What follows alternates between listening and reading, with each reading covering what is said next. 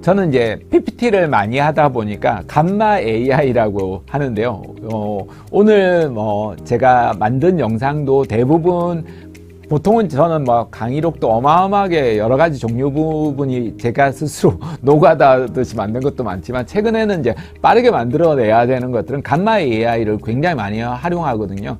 혹시나 여러분 하는 업장에서 PPT나 이미지나 포스터나 이런 것들을 만들어내는데 저는 개인적으로 아직 캔바보다는 캔바에서는 안 좋아할지 모르겠지만 여러분 사람마다 다 다르기 때문에 어디가 좋다 나쁘다라고 말하는 것은 지금 이제 제 개인적인 의견입니다. 저는 이제 PPT를 많이 써다 보니까 그런 이미지 만드는 까지도 이 감마란 AI가 좋아서 추천드리는 거니까요. 여러분은 여러분 방식으로 그렇게 한번 활용해 보시기 바랍니다. 아주 간단하게 감마 AI를 제가 한번 설명해 보겠습니다.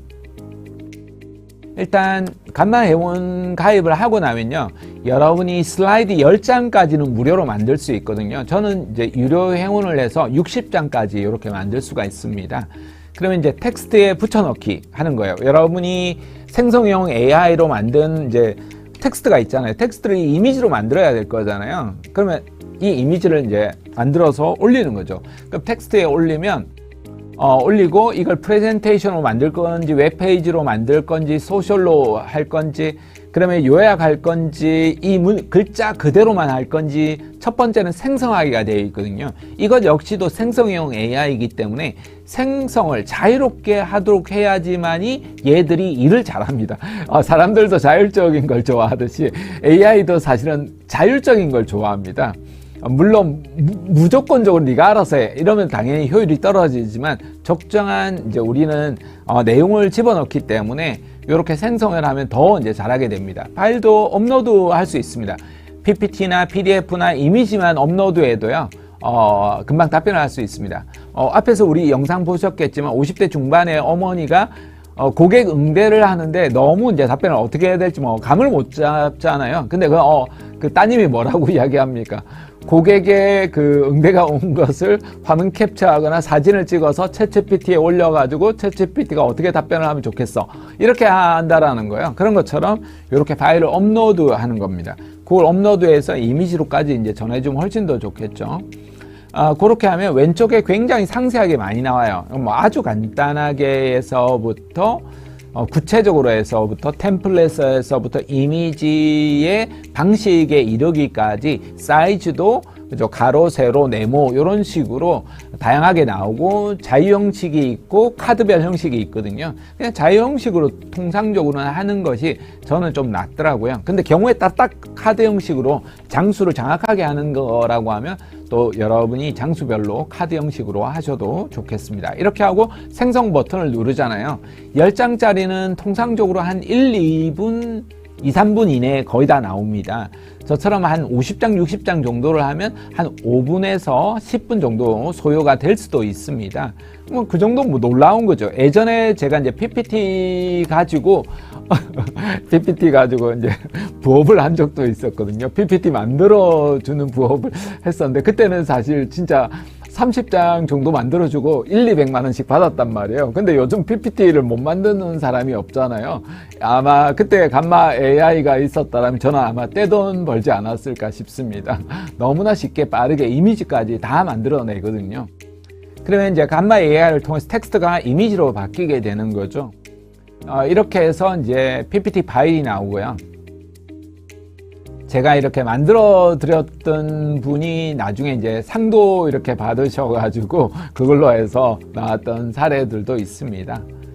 그래서 여러분마다 이제 각기 서로 다르겠지만 한 달 정도, 짧게는 7일 정도 스타터 플랜을 만들어 보는 거예요. 업무 구분표를 한번 작성해 보고 자동화를 한 개 선정해 보고 프롬프트를 이제 테스트해 보는 거죠.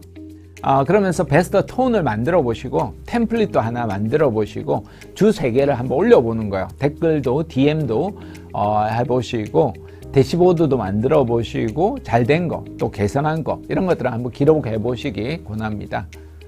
자, AI가 이제 실패하는 원인 3개 중에 하나가 습관이 사실 안 들어있기 때문이죠. 너무 완벽주의를 추구하거나 또는 너무 나보다 잘해야 한다거나 AI에게 시켜봤는데 A 별로네 하고 안 써버린다라는 거죠. 너무 무시해버리는 거죠. 특정한 부분에서는 AI가 좀 못할 수도 있어요. 근데 못한 걸 가지고 A 못한다 이렇게 하는 것과 비슷합니다. 직원을 두고.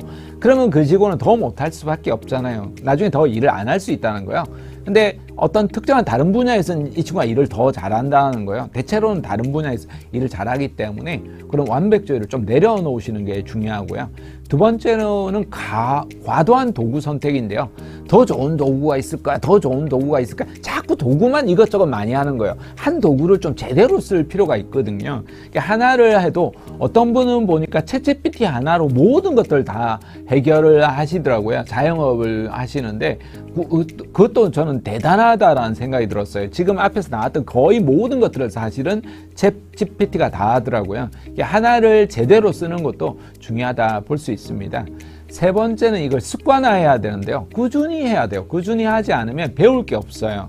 그래서 한 번 하고 몇 번 하고 끝내는 것이 아니라 한 번 몰아서 하고 끝나는 것이 아니라 꾸준하게 반복적으로 한 번씩 계속 써보는 거예요. 그리고 여러분 자녀분이나 가까운 분들이 있으면, 젊은 분들이 있으면 좀 물어보시고 그렇게 하면서 배우는 것도 필요하다 볼 수 있습니다. 자, 5분 정도는 하루에서 항상 5분에서 10분 정도 써보시고요. 기록을 무엇보다도 여러분의 데이터가 있어야 됩니다. 그래서 여러분이 기록하는 습관들을 조금 들이셔야 되고요. 시간도 예약해서 한번 해보시기 권합니다. 작게 시도를 해보시면서요. 반복적으로 해보시고 끊임없이 개선을 해야 돼요. 그렇게 하면서 최적화를 하고 루틴화를 만들고 나면 이때부터 시간 소모가 굉장히 줄어듭니다. 그 전까지가 사실 시간이 조금 에너지가 감정적으로 소모될 수는 있어요. 근데 거기가 이게 시스템이잖아요. 시스템 만드는 것들이 쉽지 않은 단계이기 때문에 그렇게 루틴화를 만들면 여러분이 원하는 성과들이 하나씩 둘씩 생기기 시작한다라는 겁니다. 자, 이번 챕터를 퀴즈로 한번 풀어보려고 하는데요. 하나씩 살펴보도록 하겠습니다. AI 자동화의 핵심을 이해하는데요.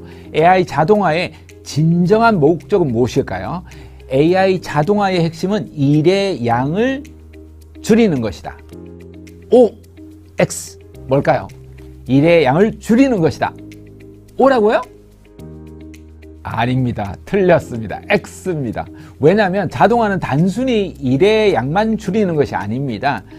진정한 목적은 일만 줄이는 것이 아니라 마음을 비우고 또 결정과 잡무를 이제 줄이는 거죠. 그리고 중요한 일에 집중하도록 하는 것입니다. 반복적인 작업과 사소한 의사결정에서 벗어나서 보다 더 창의적이고 전략적인 업무에 에너지를 쏟을 수 있게 하는 것이 자동화의 본질이라는 사실을 잊지 않으셔야 합니다. 두 번째, AI 자동화의 3단계 프로세스.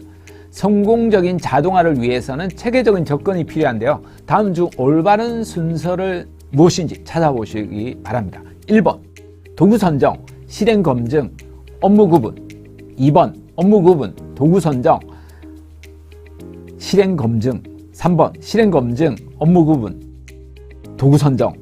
헷갈리시나요? 4번, 업무 구분, 실행 검증, 도구 선정. 뭘까요? 네, 맞습니다. 2번입니다. 업무부터 구분해야겠죠. 그 다음에 도구를 선정하고 실행을 하고 검증을 해야 됩니다. 그래서 반복적인 업무냐, 계산 업무냐, 창의적인 업무냐 먼저 분류를 하셔야 되고요. 도구를 각 업무 유형에 따라서 AI 도구를 선정하고 적게 시작해서 빠르게 결과를 확인해 볼 필요가 있겠습니다. 자, 세 번째, AI 성공의 기준입니다. AI 자동화에서 완벽을 추구하는 것은 오히려 독이 될 수 있습니다. 현실적인 성공 기준은 뭘까요? AI가 몇 프로 수준 이상이면 성공이고, 이건 정답이 이미 나와버렸군요.